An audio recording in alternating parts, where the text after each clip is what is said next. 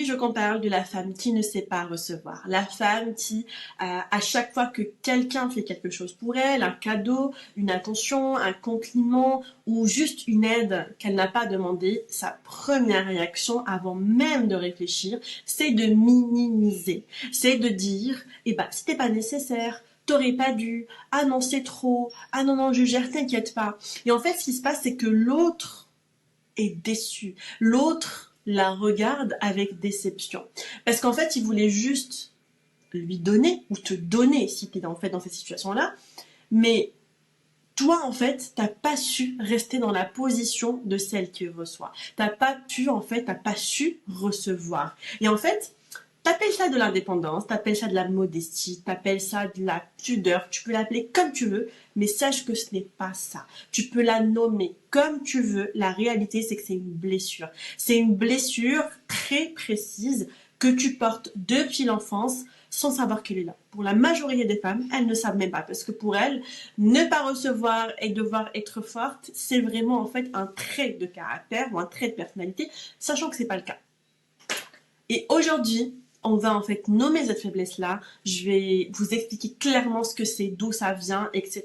Parce qu'en fait, tant que tu ne sais pas recevoir, tu vas continuer à donner et surtout à donner dans le vide, à te vider pour les autres, à te sacrifier pour les autres et à te retrouver en fait seul avec ta générosité sans jamais vraiment laisser quelqu'un être là pour toi, sans jamais laisser quelqu'un en fait te donner, sans jamais pouvoir recevoir. Donc reste avec moi jusqu'à la fin.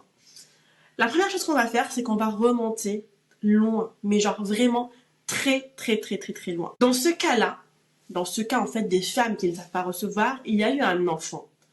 Pendant son enfance, peut-être en fait toi, peut-être quelqu'un que tu reconnais, un enfant qui a grandi dans un environnement où sa valeur, sa propre valeur, sa place dans la famille, dans sa famille, l'amour que cette femme-là, que cet enfant-là en fait recevait, la façon dont on la regardait, tout ça était lié à ce qu'elle faisait, à ce qu'elle donnait, pas à ce qu'elle était, pas à la personne qu'elle était. On l'aimait pas parce que c'était X, Y personne, non. On l'aimait parce qu'en fait, elle était fiable, parce qu'en fait, elle gérait ainsi de suite. Et en fait, ce qui s'est passé, c'est que ça a fait en fait, ça a créé un enfant qui gérait tout, elle anticipait, elle gérait, elle s'occupait des autres, elle était en fait la grande sœur, l'enfant parentifié, celle sur qui en fait tout le monde peut compter, alors c'était encore un enfant, et à chaque fois qu'elle donnait, à chaque fois qu'elle était utile, à chaque fois qu'elle prouvait sa fiabilité, à chaque fois qu'elle était présente, quelque chose se passait. Et ce quelque chose-là, c'est qu'en fait, on la félicitait, on l'aimait, elle avait sa place, enfin. Et inversement, à chaque fois qu'elle avait besoin, qu'elle demandait, qu'elle montrait sa vulnérabilité, qu'elle laissait voir qu'elle n'était pas invincible et qu'elle avait besoin aussi des autres, deux choses pouvaient se passer. Soit personne n'était là parce qu'en fait les adultes autour d'elle étaient eux-mêmes débordés, étaient absents, étaient épuisés, et en fait ses besoins arrivaient après ceux des autres. Mais toujours, que ce soit en fait après ceux de ses parents, après ceux de sa famille, après ceux en fait de ses frères et sœurs. Soit ça crée un problème, une tension, une déception, comme si en fait avoir des besoins était une forme en fait de défaillance, était une forme où elle a manqué en fait à quelque chose, à son rôle, à une responsabilité. Et son cerveau d'enfant, qui est un cerveau brillant, qui s'adapte, a tiré une conclusion. Mes besoins, c'est un problème.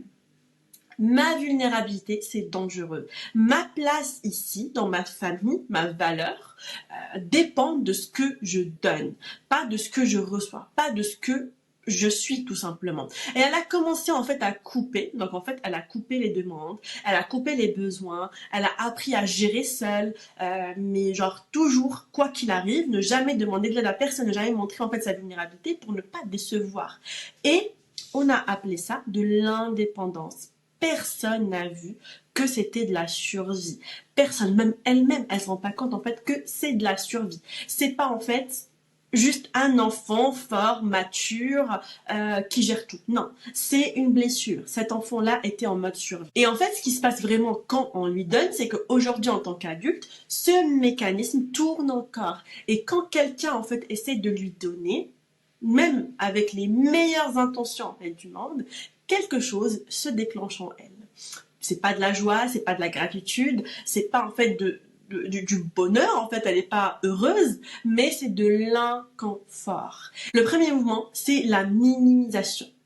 Quelqu'un lui offre quelque chose, quelqu'un t'offre quelque chose, et avant même que tu aies le temps, en fait, de ressentir quoi que ce soit, tu vas minimiser.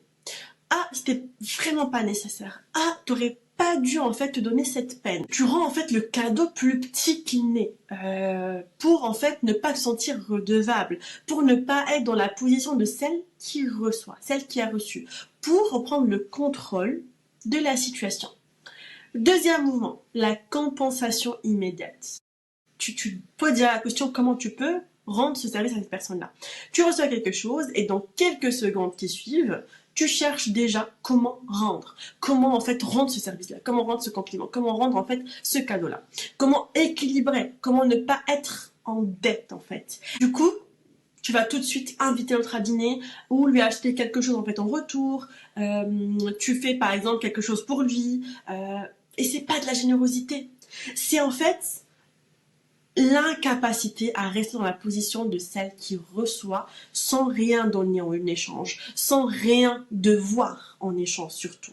Et en fait, parfois, ça arrive que tu refuses simplement avant même d'avoir réfléchi. Non, non, je gère, c'est bon. Tu déménages, tu portes des cartons, t'es fatigué, tu portes lourd, tu fais tes cartons toute seule et tout. Non, c'est bon, j'ai pas besoin d'aide, même quand on te le propose. Alors on parle même pas du fait que tu as du mal à demander de l'aide. Non, non, laisse-moi, je fais moi-même. J'ai pas besoin d'aide. Et en fait, l'autre, qui voulait juste être là pour toi, se retrouve en fait exclu, repoussé, avec l'impression en fait qu'il n'a pas sa place dans ta vie. Parce qu'en fait, il n'en a pas. Pas vraiment en fait, pas dans cette position-là, pas dans la position en fait de la personne qui te donne. Et là, je parle pas en fait que de ton conjoint, ou je parle de ta famille, de tes frères et sœurs, de tes amis, peu importe. En fait, tu as construit une vie où tu es toujours celle qui donne, jamais celle qui reçoit. Et quand quelqu'un essaye en fait de renverser en fait la balance, ton système nerveux sonne en mode alarme, en mode danger. Non, non, je vais devoir répondre à cette personne-là, c'est un danger, elle va peut-être plus moins m'aimer, ainsi de suite. Je vais m'arrêter en fait une petite seconde. Si tu te reconnais dans ce que je viens de dire, cette incapacité à recevoir, cet inconfort en fait quand quelqu'un fait quelque chose pour toi, ce réflexe de toujours compenser et toujours en fait devoir rendre et sentir en fait redevable, c'est exactement ce que je travaille avec toutes les femmes que j'accompagne en séance ou à travers mes programmes. Pas juste comprendre d'où ça vient, mais vraiment réapprendre à recevoir, réapprendre à laisser quelqu'un être là pour toi sans qu'en fait ça te coûte quelque chose, sans que ça te coûte en fait le fait de sentir redevable, de redonner en fait quelque chose. Donc si tu as besoin d'être accompagné, si tu en as marre et que tu veux toi aussi recevoir, je t'invite à booker ta séance découverte avec moi. Je te laisse le lien juste en description au-dessus. Et du coup, sur ça, on continue parce que j'ai pas encore tout expliqué. Maintenant, je vais t'expliquer un peu ce que ça te coûte vraiment. La première des choses dans tes relations. Cette incapacité à recevoir, elle ne reste pas à l'intérieur. Elle détruit quelque chose dans tes relations. De manière silencieuse, de manière progressive, mais en fait, elle épuise ceux qui t'aiment. Les gens en fait qui t'aiment, qui veulent en fait te donner, qui veulent en fait te montrer qu'ils tiennent à toi, qui veulent te faciliter la vie, qui veulent te soutenir. Parce que oui, il y a des gens, il y a des personnes autour de toi, que ce soit ton conjoint, que ce soit en fait tes potes, tes amis ou même ta famille, ils veulent te soutenir, ils veulent te montrer en fait qu'ils sont là pour toi. Ils veulent en fait te faciliter la vie. Mais à chaque fois qu'ils essaient, en fait, tu refuses, tu minimises, et en fait, ou sinon tu compenses. Au bout d'un moment, ils arrêtent d'essayer. Ils arrêtent, et c'est pas parce qu'en fait, ils ne tiennent plus à toi, mais parce qu'en fait, ils ont appris que te donner leurs dons ne sont pas les bienvenus, que l'aide qu'ils te proposent n'est pas acceptée, que dans cette relation, il n'y a qu'un sens. Il n'y a que toi qui donnes et eux, ils reçoivent. Et en fait, tu finis par te sentir seul, te sentir pas aimé, pas soutenu, pas écouté, et en fait, sans réaliser qu'en fait, c'est toi qui fermes la porte. Tu crées des relations en fait déséquilibrées, des relations en fait où c'est toujours toi qui donne. Et quand on donne toujours et qu'on ne reçoit jamais, la relation devient déséquilibrée. Et c'est inconscient en fait. L'autre inconsciemment prend l'habitude de recevoir, de ne pas donner, de ne pas penser à tes besoins en fait à toi. Pas parce qu'en fait tu ne le montres jamais ou parce qu'en fait il ne les voit pas, mais parce qu'en fait toi inconsciemment tu veux pas. Et le pire dans cette relation déséquilibrée, c'est que toi, inconsciemment, tu accumules en fait ce ressentiment de c'est moi qui donne toujours, c'est moi qui donne, et un jour tu exploses. Tu exploses, personne ne pense à moi, personne ne fait rien pour moi, personne ne pense à mes besoins, personne ne m'aide. Mais personne ne savait en fait qu'on avait besoin. Personne ne sait même de quoi tu as besoin, parce qu'en fait tu ne l'as jamais montré. Et tu ne laisses pas les autres en fait t'aimer vraiment. Parce que aimer, c'est donner. Et c'est aussi recevoir, en fait. C'est de laisser, d'ouvrir cette porte, en fait, à l'autre. Parce qu'en fait, c'est comme ça aussi. Quand on aime une personne, on est là pour la soutenir, pour l'aider, pour lui faciliter la vie. Mais si tu ne laisses personne te donner, si tu ne veux pas recevoir, ça déséquilibre aussi ton amour. Recevoir, c'est permettre à quelqu'un d'entrer, de te voir dans ta vulnérabilité, de te voir avoir besoin de lui. Et cette intimité-là, elle te fait peur. Parce que dans ton enfance, montrer que tu avais besoin, c'était risqué. Montrer que tu avais besoin te faisait perdre ta valeur, te faisait perdre ta place dans la famille. Alors, tu gardes en fait les autres à distance.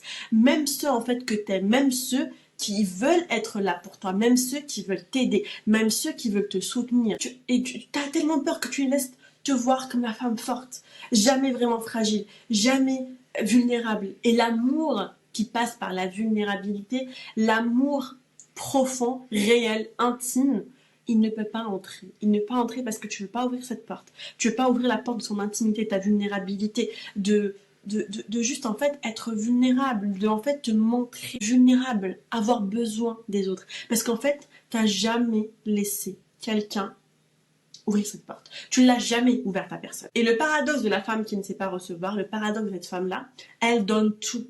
Elle se vide pour les autres. Elle porte tout le monde. Elle anticipe. Elle console. Et elle se sent seule. Pas aimée, pas vue, pas soutenue. Et elle ne comprend pas pourquoi. Parce qu'elle croit en fait que le problème, c'est les autres. Mais non, le problème, c'est pas les autres. Parce que tu peux être entouré avec les personnes qui ont les meilleures intentions au monde, qui veulent t'aider, qui sont là, mais tu ne les laisses pas. Tu penses que les autres, en fait, ils donnent pas assez. Qu'ils ne voient pas, en fait, ce dont tu as besoin. Mais le problème, c'est que tu n'as jamais laissé la place pour qu'ils te donnent. C'est que tu n'as jamais su recevoir. Et tu as tellement rempli l'espace avec ce que tu donnes qu'il n'y a plus de place en fait pour ce que tu pourrais recevoir. Il n'y a que de la place pour ce que tu donnes, pour en fait donner. Il n'y a plus de place pour recevoir. Et après, il ne faut pas oublier que les autres, ils ne sont pas dans ta tête. Ils ne savent pas ce que tu veux. Ils voient en fait une femme qui gère tout. Une femme qui a besoin de rien. Une femme qui est toujours là pour les autres. Et en fait, ils la traitent comme ça. Ils te traitent en fait en fonction de ce que tu montres. Et je suis tombée moi-même dans ce déséquilibre-là au début de mes relations où quand mon époux il me proposait en fait de l'aide et tout, et ben en fait je le prenais tellement mal des fois en fait je le prenais mal et on se prenait la tête que il a arrêté de me proposer de l'aide. Et le jour où il a arrêté, je l'ai encore pris mal et je dirais même encore plus. Et ça a vraiment déséquilibré notre relation parce que après je me suis dit non mais attends, mais moi je donne tout, elle lui donne rien. Et c'est vrai que je me suis remis en question, j'ai pris du recul et je me suis dit mais il m'a tellement toujours proposé de l'aide et qu'il a toujours dit non, j'ai toujours fermé la porte que je peux comprendre que là il veut plus m'aider, que là il me propose plus parce qu'il a envie de me proposer de l'aide, mais si je demande pas, si en fait à chaque fois qu'il me propose et que moi je dis non et je le prends mal et on se prend la tête, bah c'est normal qu'il me laisse en fait gérer toute seule.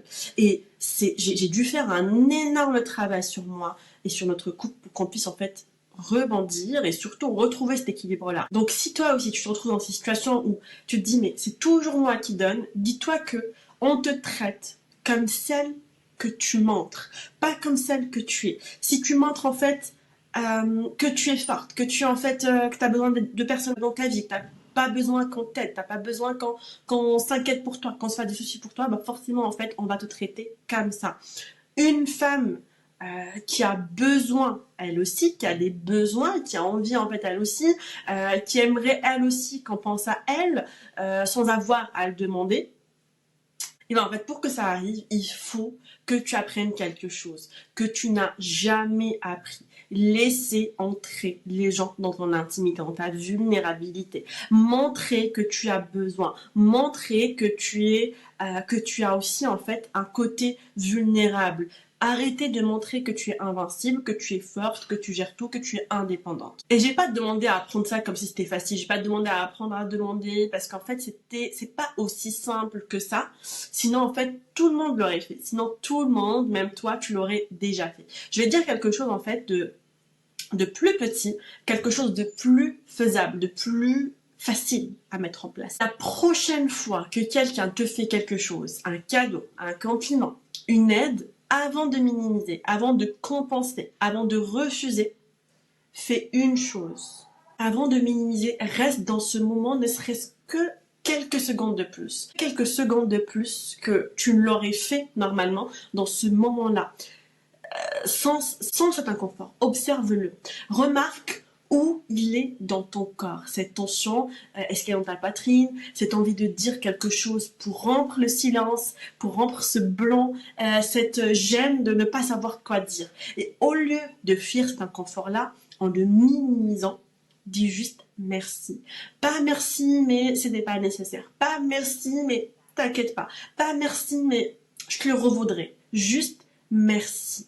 Merci et reste, ressens cet inconfort, fais avec, c'est pas grave. Ce moment-là, même si c'est un moment très petit, aussi petit en fait qu'il paraît, c'est le début d'un apprentissage fondamental. L'apprentissage que tu peux recevoir sans que ça soit en fait dangereux. Que tu peux être vu dans ta vulnérabilité sans perdre ta place, sans perdre ta crédibilité, sans perdre ta valeur. Que ta valeur n'est pas conditionnée à ce que tu donnes.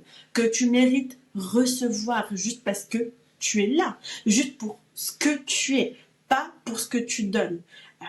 Pas parce qu'en fait tu l'as mérité, mais parce que tu es là, parce que tu es la personne que tu es aujourd'hui. Si tu réalises que tu n'as jamais vraiment laissé quelqu'un être là pour toi et que tu veux commencer à travailler sur ça, que tu veux commencer à changer ça, mais en profondeur, je suis là pour ça.